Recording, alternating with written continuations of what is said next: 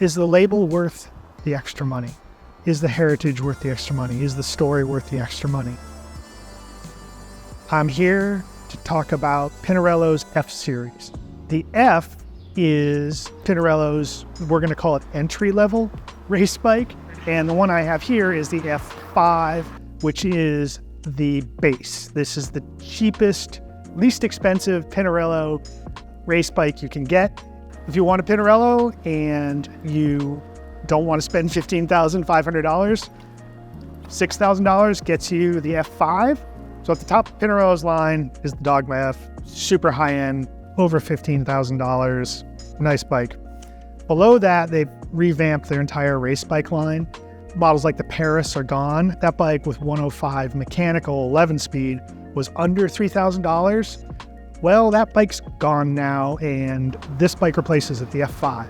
So unfortunately, the entry-level Pinarello race bike has gone from under $3,000 to $6,000. That heritage from that top-of-the-line Pinarello, which you've seen race so successfully, is here in more than just looks.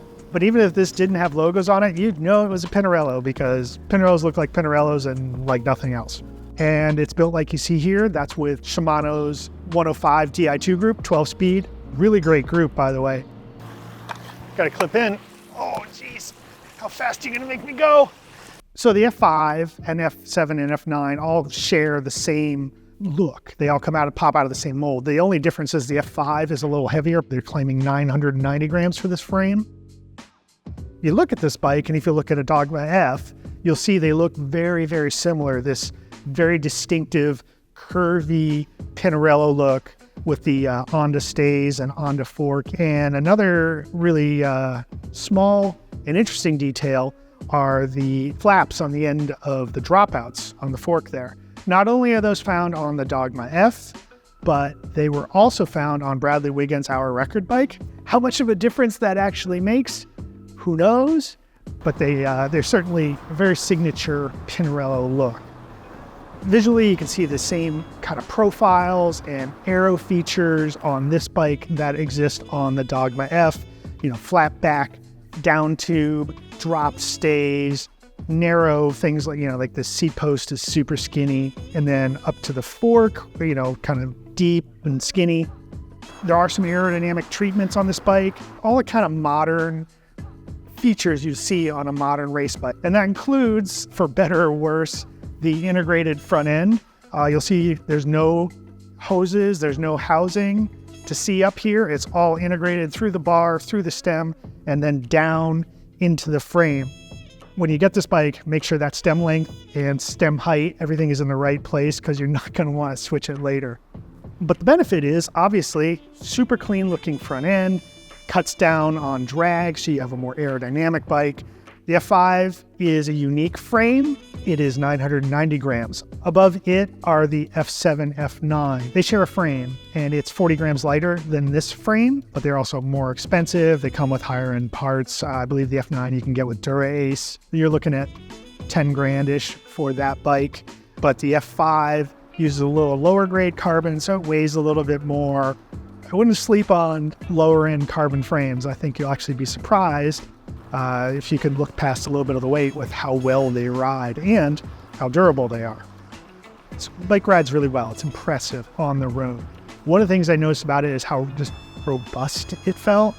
And I don't mean just stiff. I mean, it certainly is stiff. When you pedal, it feels stout at the bottom bracket. The bike doesn't wind up, doesn't twist. It just feels dense and solid and like it'll last forever. As someone who gets to ride sub 14-pound bikes, they're wonderful in their own way. But this bike, in a lot of ways, feels better to me because it just feels safer, I guess, in a way, which is interesting because I don't think those bikes are unsafe. I just think the feeling that this thing is going to be there and it isn't going to give up on you. When you hit stuff, you don't wince because it's just like, yeah, this thing is solid. And smoothness is really good too. Like ride comfort is quite good, more comfortable than you might think. And that's with the 28s that are on it. This bike will fit up to a 30, which is pretty sweet. The Dogma F only fits up to a 28. This one actually fits bigger tires than the Dogma F, which I think, again, Not only does it cost less, it's better in that way. Handling is very Pinarello, steering geometry, bike geometry. It's basically the same as that Dogma F. How I describe Pinarellos is often more carvy than darty, especially in the front end. There's a little bit more weight in your hands when you're turning it. It feels like you need to just push a little bit harder to get it initiated into a turn, but once it's in a turn, it really locks in and carves really well. You know, four corner crits, maybe not, just because it doesn't have that immediate darty snap into a corner feel. But I think if you want a bike that when you're descending and when you're at high speeds and when you're tucking and when you're just arcing corners, man, this bike really does handle impressively well, like Pinarellos always do. A couple other notable features about this bike. This is, like I said, is set up with Di2. It is mechanical shift compatible. This bike also has an Italian threaded bottom bracket, which is nice when it's time for maintenance and repair. Makes it a little easier to get in and out. So when they introduced Dogma Carbon, they came up with this thing they called asymmetric frames. Almost every frame is asymmetric in one way or another. Different bikes have kind of different shaping to the chainstays. Well, imagine that through a whole frame to balance the loads, make the bike feel a little bit more natural, even, balanced, is what they tell me. Honestly, it's pretty subtle.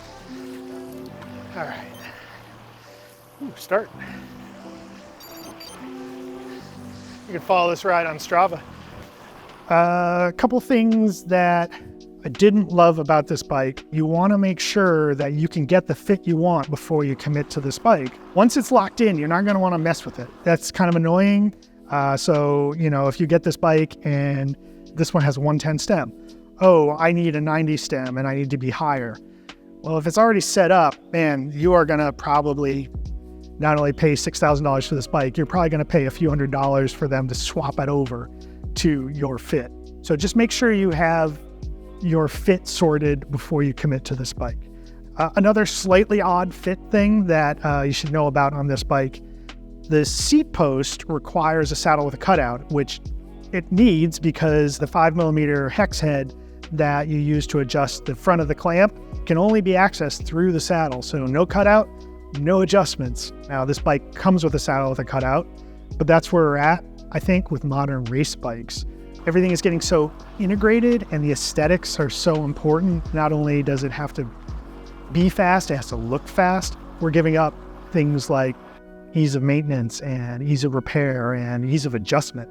Aero seat tube, you can see that too. They do offer this offset version, and I believe there is a zero offset as well. You'll notice that this seat post is very skinny though. So if you have Di2, the battery can't fit in there. So they actually have this really cool door and holder down here for the Di2 battery. It looks really clean. The battery comes out really easily if you ever need to change it. All right, gonna do a little turnaround here. What a beautiful road. Ooh, I wanna live there. Damn. So I'm gonna talk about the geometry real quick. Trickle down from the Dogma F. Very similar geometry, not exactly the same because this bike comes in 9 sizes, which is a few fewer than the Dogma F. Any other bike you can find of this style, you're not gonna find 9 sizes. So that's really kudos to Pinarello for helping people get a more ideal fit. Kind of a dumb little spec thing that I noticed.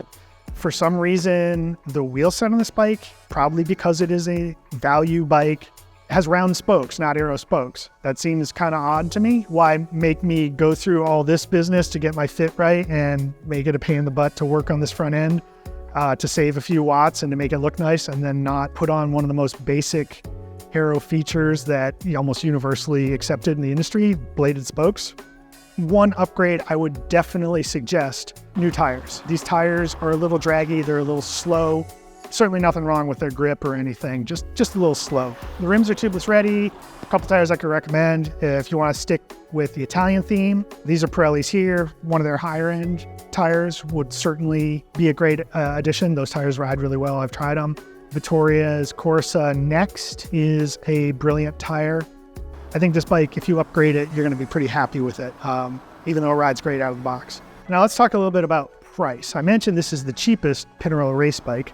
Certainly it is a lot cheaper than the $15,500 Dogma F. It is not as good a deal as you can find from some other brands though. There's some tough competition out there. For instance, Specialized Athos, you can get that with 105 Di2 for $800 less. Canyon has a Ultimate, I think it's the CF7 Access. Bike names are way too long. But it's an Ultimate, another great race bike with rival access and a power meter, and that's over $1,000 less than this bike. The F5, it's a little bit of a complicated story.